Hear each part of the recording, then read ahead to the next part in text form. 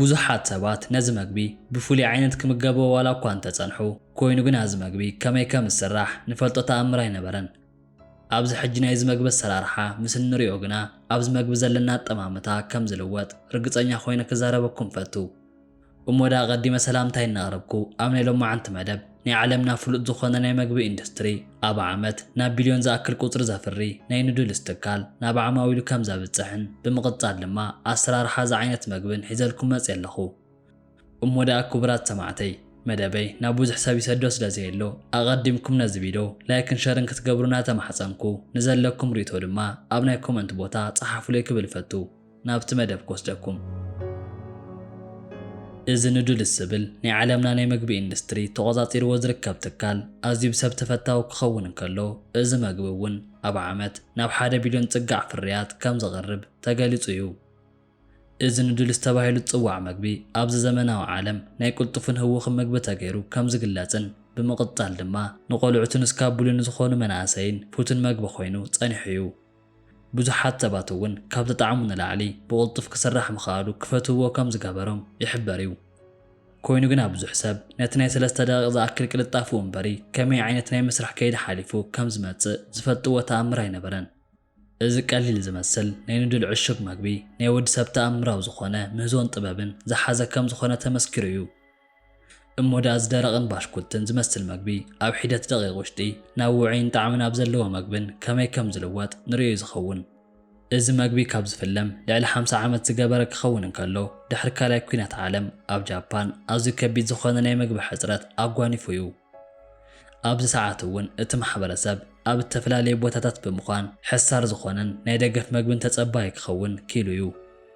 ኣብዚ ኩነት ድማ ንጉፋን ዝተባህለ ውልቀ ሰብ ኣብ ኦሳካ ከተማ ውሽጢ ራመን ተባህለ ብውዑይ ማይ ዝስራሕ ናይ ጃፓናውያን ምግቢ ንምርካብ ነዊሕ ሪጋ ዝሓዙ ሰባት ክዕዘብ ይጅምር። ኣብዚ ሰዓት እውን እዚ ሰባት ኣብ ገዝኦም ውሽጢ ብምዃን ዋግኡ ሕሳር ዝኾነ ብምቕጻል እውን ንነዊሕ እዋን ዘይበላሸው መግቢ ከመይ ክፍጠር ይከኣል ዝብል ክሓስብ ይጅምር። እዚ ኣጋጣሚ ድማ ንኑድልስ ክፍጠር ዕድል ኮይና ተረኺባ እያ። ኣብ መወዳእታ እውን እዚ ንጉፋን ዝተባህለ ሰብ ናይ ቁልጡፍ ኑድል መግቢ ክምህዝ ኪሉ እዩ። እዚ እውን ኣብ 20 ክፍለ ዘመን ካብ እተማህዙ ዓበይቲ ነገራት ደረጃ ሒዙ ክቕመጥ ገይርዎ እዩ። ኣብዚ ሕጂ ኣብ ዘመናዊ ትካላት ውሽጢ ናተሰርሑ ዝመፁ ኑድላት እውን ናይቲ ጸንሐ ሕልሙን ናይ ዘመናዊ ውፅኢትን ኮይኑ እዩ። እሞዳ ናብቲ ዘመናውን ገጅፍ ዝኾነ ናይ ኑድል ፋብሪካ ክወስደኩም እንከለኹ ካብቲ ፈለማት ሒዙ ክስራሕ እንከሎ ናይ ስርናይ ኣቕርቦት ኣገዳሲ ኮይኑ ተረኺቡ እዩ። እዚ ናይ ስርናይ ሕሩጭ እውን ኣብ ሓደ ዓቢ ናይ ሚክሰር ማሽን ብምእታው ነቲ ብቶን ዝልካዕ ናይ ስርናይ ሕሩጭ ከብክዖ ይዝረአ። ኮይኑ ግና ኑድል ማለት እቲ ሕሩጭ ጥራይ ዘይኮነስ ነቲ ኑድል ጥንካረን ጣዕምን ክህልዎ ዝገብር ካንሱ ተባህለ ናይ ኣልካላይን ማይ ክኸውን እንከሎ እዚ እውን ካብ ኖርማል ማይን ጨውን ስራሕ ፈሳሲ ነገር እዩ። ብምቕጻር ነቶም ማሽናት ነዚ ሕሩጭ ምስቲ ኣልካላይን ክሰማማዕ ብምግባር ብቀጥታ ምስ በቕዐ ናብ ቀጻሊ መስርሕ ክኸይድ ይዝረአ። እቲ ቢሑቕ እውን ጉልተን ተባህለ ናይቲ ሕሩጭ ክፋል ዕረፍቲ ንኽገብር ይገብርዎ እሞ ኣብዚ ዕረፍቲ ሰዓት እውን እዚ ቢሑቕ ልክዕ ከም ጎማ ክምጠጥ ዝገብሮ ክኸውን እንከሎ ብምቕጻል ድማ ናብ ሮለርስ ማሽናት ክኣቱ እዩ ዝግበር። እዚ ቢሑቕ ብተደጋጋሚ በቲ ናይ ሮለር ማሽን ክሓልፍ ምኽኣሉ ናይቲ ኑድል መጠንን ቅርጽን ክሕሉ ካብ ምግባር ንላዕሊ እዚ ኑድል ናብ ማይ ውዑይ ክኣቱ እንከሎ ክምጠጥ ዝገብርን ከይበኩዕ ዝገብርን ኮይኑ እዩ። ብምቕጻል ድማ እዚ ረቂቕ ናይ ቢሑቕ ሸራ ናብቲ መቑረፂ ማሽን ብምእታው ናብ ነዊሕን ቀጢንን ዝመስል ነገር ክልወጥ ዝገብር እዩ። ኣብዚ እውን ሓደ ክንዕዘቦ ዘለና ነገር እንተሎ እዚ ኑድል ክቑረጽ እንከሎ ልክዕ ከም ስፓጌቲ ቀጢሉ ዘይኮነስ እቲ ማሽን ብዝፈጥሮ ፍሉይ ዝኾነ ምንቅስቓስ ዚግዛግ ዝኾነ ቅርጺ ክሕዝ ብምግባር እዩ። እዚ ቅርጺ እውን ንጽባቐ ተሓሲቡ ጥራይ ተሰርሐ ዘይኮነስ ክዕሸግ እንከሎ እውን ብዙሕ ኑድል ክሕዝ ተገይሩ ተሰርሐ እዩ። እሞዳ ከከም ምህርቱን ናይ ብራንድ ዓይነቱን በቲ ናይቲ ማሽን ዕቤት ናይዚ ኑድል ቅርጺ ክፈላለ እኳ እንተኸኣለ ኣሰራርሓ እዚ መግቢ ግና ሓደ ዓይነት ኮይኑ ተረኺቡ እዩ። ኣብ ዝቕጽል ፕሮሰስ ድማ እዚ ቅርጺ ዝሓዘ ኑድል ናብ ውዑይ ማይ ክኣቱ ብምግባር ኣብቲ ናይ ፈለማ ደረጃ ብሃፋ ክበስል ምግባር እዩ። ኣብ ውሽጡ ዝርከብ ስታርች ድሕሪ ምብሳሉ ድማ ከምዚ ዓይነት ቅርጺ ክሕዝ ይዝረአ። ኮይኑ ግና እዚ ብሃፋ ዝበሰለ ምግቢ ራሕሲ ስለ ዘለዎ ከምዚ ኢሉ እንተተቐሚጡ ብቕልጡፍ ስለ ዝበላሾ ብደንቢ ክደርቕ ናይ ግድን እዩ። ስለዚ እውን ናይ ኑድል ተኣምራዊ ከይዲ ኣብዚ ክፍልም ገይርዎ እዩ። እቲ ራሕሲ ንክደርቕን ነቲ ኑድል ንነዊሕ ግዜ ንክጸንሕን መብዛሕትኡ ኑድል ኣብ ብዝሕ ዝበለ ዘይቲ ውሽጢ ክጠብስዎ ጸኒሖም እዮም። ኣብዚ ናይ ዘይቲ ምጥባስ ሰዓት ድማ እቲ ኩሉ ማይ ክወፅእ ብምግባር ኣብ ክንዱ ነዃል ቅርጺ ክሕዝ እዩ ዝረአ። እዚኣቶም ነዃላት እውን ኣብቲ ድሓር ባዕልና ውዑይ ማይ ክንሓውሰሉ እንከለና ብቕልጡፍ ናብ መግቢ ክልወጥ ዝገብሩ ሚስጥራውያን ነዃላት እዮም። ኣብ ሓደ ትካላት ድማ ኣብ ክንዲ ብዘይቲ ምጥባስ ብውዑይ ዝኾነ ክሊማ ክደርቕ ብምግባር ዘይቲ ዘይብሉ ንድልስ ንዝደልዩ ሰባት ከም መማረፂ ኮይኑ ክቐርብ ጸኒሑ እዩ።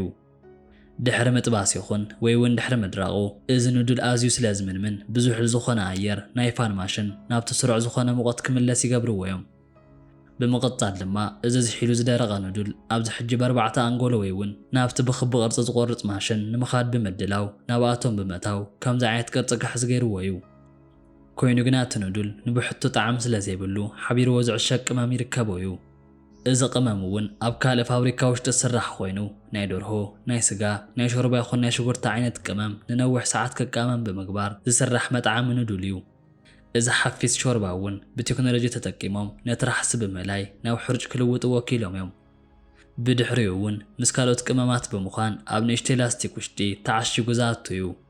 ኣብ መወዳእታ ድማ እቲ ተሰሪሑ እተወድአ ንዱል ምስ ትዕሹግ ቅመም ናብ ሓደ ላስቲክ ብምግባር ክሸጥዎ ኪሎም እዮም።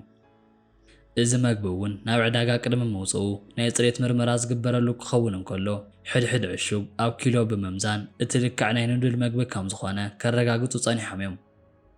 ኣብ ኤክስሬይ ማሽናት ከይተረፈ ኣብ ውሽጢ ወላ ሓንቲ ዓይነት ካልእ ተረፍ ምህርቲ ከም ዘይብሉ ከጻርዩ ጸኒሖም እዮም። ካብዚ ሓሊፉ ድማ ካልኦት ጣዕምቲ ጉጅለ ዝርከቡ ኮይኖም እዚኦም ሰብ ሞያ እውን ነቲ ንዱል ብምጥዓም ጽሬቱ ክረአ ዝገብር ከይዲ እዩ። ናብ ሓደ ድንኳን ንከኣቱ እውን ነዚ ኩሉ ነገር ሓሊፉ ክኸውን እንከሎ ብዛዕባ ናይ ጥዕና ጉዳይ እውን ክለዓል ናይ ግድን እዩ። ኣብ መላእ ዓለም ሓዊሱ ኣብ ቻይና፣ ኢንዶኔዥያ ካብኡ ቀፂሉ እውን ኣብ ከማን ኣፍሪካ ሃገራት ናተፈትዎ ዝመፀ ናይ መግቢ ዓይነት ኮይኑ እዩ። ስለዚ እውን ከምቲ ቅልጣፉን ጣዕሙን ምኽንያት ኣብ ናይ ጥዕና ሽግር እውን ክሕመ ጀሚሩ እዩ። ብፍላይ ድማ ኣብ ሶድየምን ዘይትን ትሕዝትኡ ልዑል ብምዃኑ ክሕመ ስለ ዝገብሮ እቲ ትካል እውን ነዚ ነገር ክመሓየሽ ገይርዎ እዩ። ኣብዚ ሕጂ ግና ጨው ምጡን ኮይኑ ብፋይበር ኣዝዩ ዝበልጸገን ካብ ግሉተን ናጻ ብምዃን ኣብ ክንዲ ብዘይቲ ብሙቐት ክደርቕ እናገበርዎ እዮም።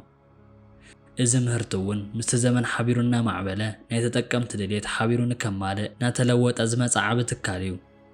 ኣብዚ ሕጂ ድማ ካብ ኢንዶሚ ጀሚሩ ኣብ መላእ ዓለም ብዙሓት ዓይነት ተፈለጥቲ ናይ ኑድልስ ዓይነት ይርከቡ እዮም። ብጠቕላላ ኣብዛ ንእሽተይ ናይ ኑድልስ ዕሽግቲ መግቢ ክንደይ ከይዲ ሓሊፉ ክመጽእ ከም ዝኸኣለ ክንሪኦ ኪልና ኢና።